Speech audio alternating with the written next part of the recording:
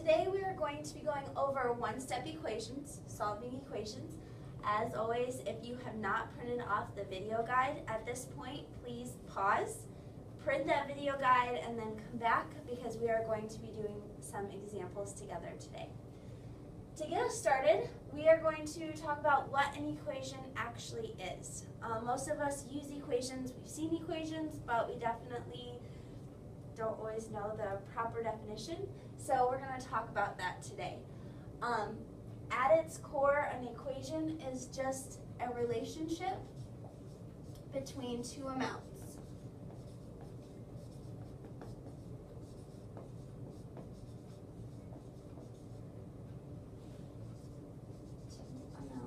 That are the same.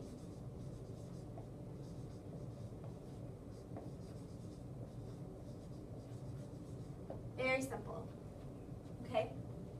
Two amounts that are the same, that are equal, okay? If they are not equal, it's not an equation.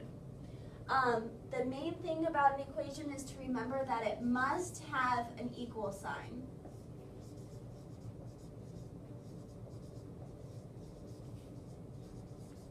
Now I know that this sounds very basic and that it should be self-explanatory. Equation should have an equal sign. However, when we get into longer problems and some where all we're doing is combining like terms, I do have people trying to solve even when there's no equal sign. So make sure if there's an equal sign in the problem, you are solving it like an equation. If there's not an equal sign there, you cannot solve it. Okay, so make sure that you remember that. You can't just put an equal sign in willy-nilly if there isn't one in the problem. Before we go on to our examples, I do want to talk about a really basic equation, 10 equals 10. That is actually an equation. I know it seems silly. Obviously, 10 equals 10, they are the same amount.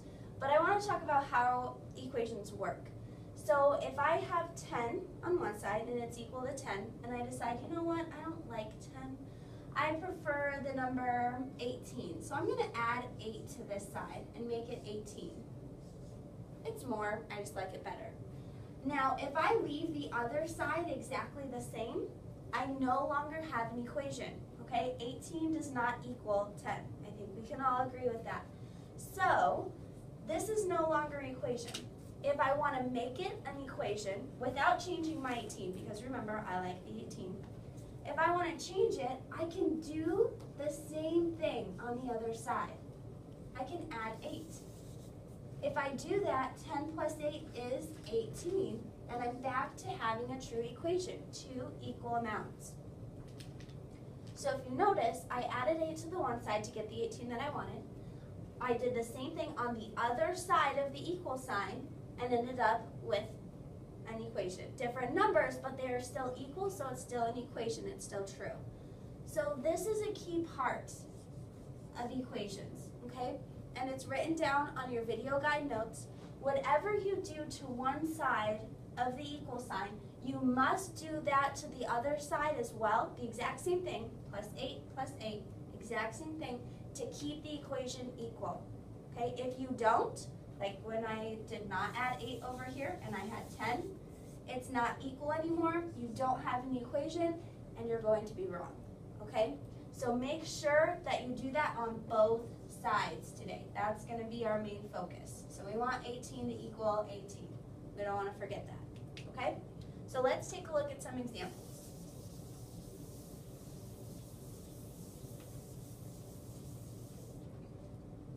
Starting with number 1 on your video guide, we have x plus 7 equals 12.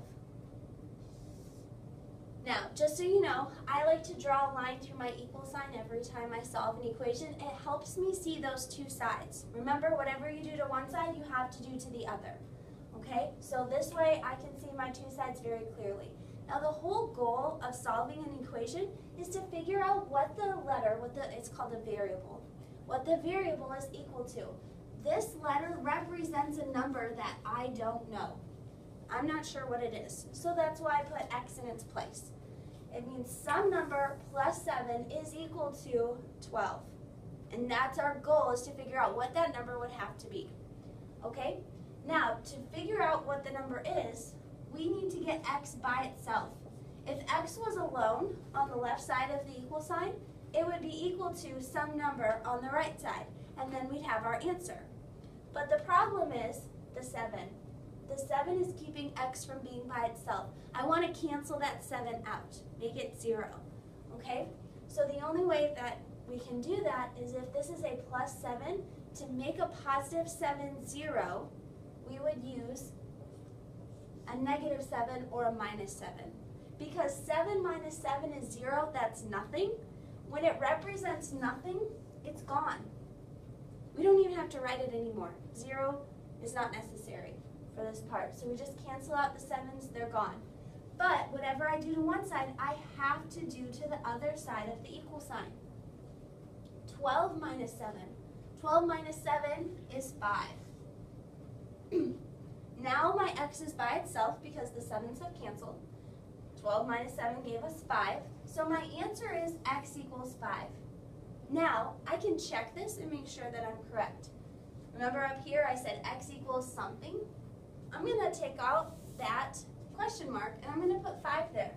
That x should be a 5. 5 plus 7 equals 12. That's true.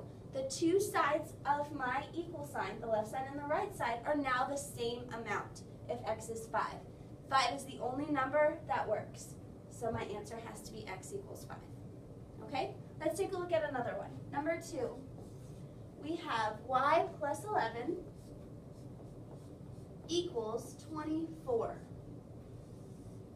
Again, I like to draw my line. So to solve this for y, I need to cancel out the 11. The 11 is keeping y from being by itself. This is a plus 11, a positive 11. To make it 0, we would need a negative 11, minus 11. Well, my 11s cancel. A positive 11 and a negative 11 make 0, so they're gone. I get y equals 24 minus 11 is 13. So y equals 13 is my solution. Now remember, you can check any of these. So if you wanted to go back and plug 13 into our problem right here for y, 13 plus 11 is 24. So it makes sense. 13 is the only number that actually works there for y. So for number 3, we have w minus 2 equals 9. This one's a little bit different. It's a subtraction problem, okay? W minus 2 equals 9. To cancel out a minus 2, we have to do the opposite. So instead of minus 2, I'm going to add 2. You can also think about these as a negative 2 and a positive 2. Negative 2 and positive 2 cancel out.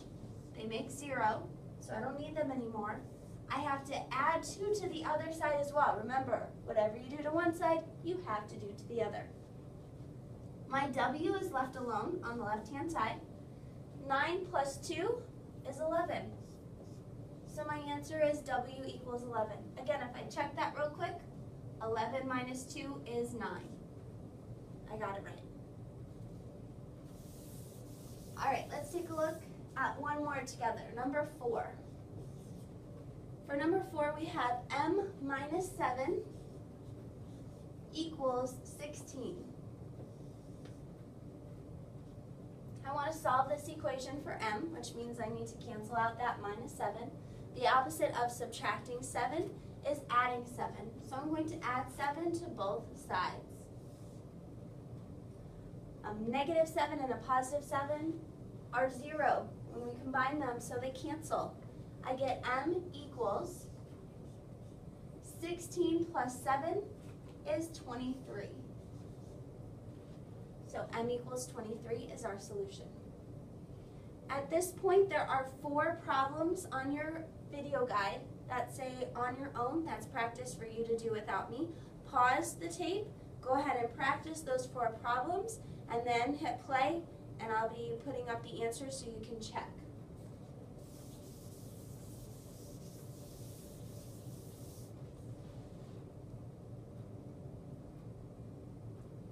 For the first one, x minus 5 equals 3, your answer should be x equals 8.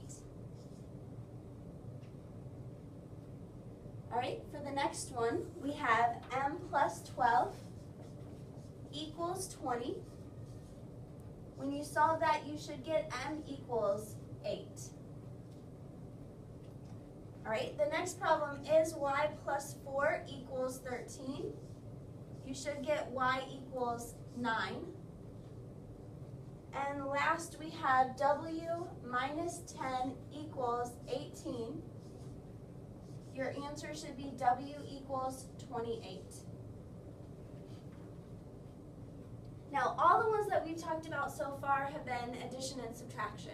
So we're going to go ahead and take a look at how to solve equations that are multiplication and division. So we're going to start with some multiplication problems. Take a look at number 5 with me. We have 3h equals 15. Now, before we actually solve this problem, I want to make sure that you understand how they've written out this equation, okay? We have 3 and h right next to each other. Anytime that they put a number and a letter right next to each other, it means multiplication, okay? And if you need to make a note of that on your paper so that way you don't forget, I suggest doing so, okay? This means multiplication. Another thing that I want to point out is anytime that I am writing multiplication for these problems, so if I wanted to say 4 times 9, I'm going to use a method, instead of the x for multiplication, I go ahead and put a dot in the middle. Now the reason why I don't use the multiplication x is because sometimes x's are variable, and then it gets confusing. Is it an x? Is it multiplication? What does she actually mean? So from here on out, I will be using the dot in the middle to mean my multiplication, okay? So taking a look at this, this is a multiplication problem. I'm trying to figure out 3 times what number is going to equal 15, okay? Now some of us can do this in our heads, which is great, but I'm going to show you the steps to find the answer, so that way when we get into harder problems, you'll know what to do. So I draw my line through the equal sign. This is 3 times h, okay? The opposite of multiplication is division, and most of us have done this before, or done multiplying and dividing before, so we know that they are opposites. So instead of multiplying by 3, to cancel it out, I am going to divide by 3. Now, I always write my division as a fraction, okay? So this fraction over 3 just means divide by 3, same thing. Now remember, whatever you do to one side of the equal sign, you have to do to the other. So divide by 3. Over here, 3 divided by 3 is actually 1. Now, to make sure that you understand why 1 is okay instead of 0, okay, think about 1 times 5. 1 times 5 is still 5. If I take 1 times 72, my answer is 72. If I take 1 times 361, my answer is 361. So 1 times anything is just that number. Same thing goes with a letter. If I take 1, because 3 divided by 3 is 1, and I multiply it by h, I'm left with just h. It works the same way. 1 times h is h. Okay? So for adding and subtracting, we want the numbers to cancel to be 0. But when we're multiplying and dividing, we want them to cancel to be 1. Because 1 times the letter is just the letter that we wanted. Now over on the right side, when I divide 15 divided by 3, I get 5. So my answer here is h equals 5. And again, we can check this very quickly. Put 5 in for h up here. 3 times 5 is 15. I got the answer. My two sides are equal. Number 6, we have 7m equals 42. Again, this is a multiplication problem. We know that because the letter and the number are right next to each other. So to solve this, if this is multiply, the opposite is divide. I'm going to divide both sides by 7. I get m equals, because my 7's cancel to be 1, 1 times m is just m. equals 42 divided by 7.